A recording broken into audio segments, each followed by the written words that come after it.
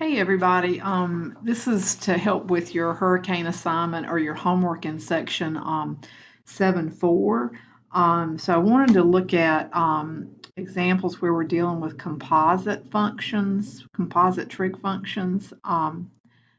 And so let me just kind of go through the PowerPoints from section 7.4.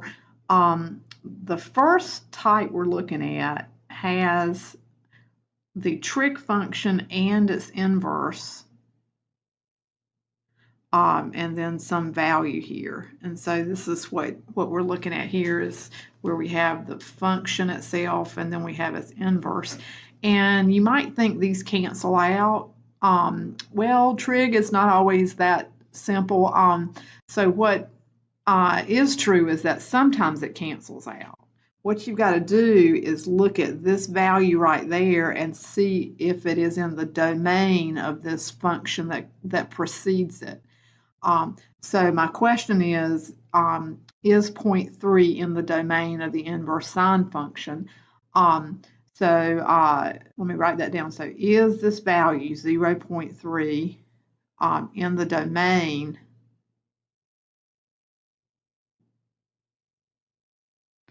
of the inverse function, so y equal inverse sine of x? Well, I'll look on the sheet that I sent you, or you can look in your text for this information, and I find that the domain of the inverse sine function is -1 to 1.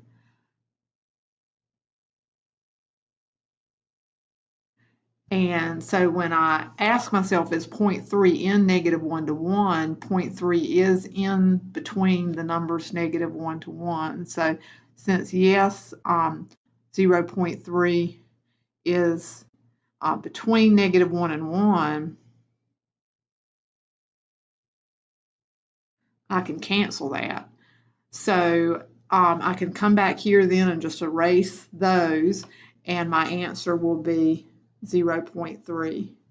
Those are the easy ones. You're looking to see again if 0.3 is in the domain of this function, and if it is, you can just wipe those two out. The inverse does cancel the function itself.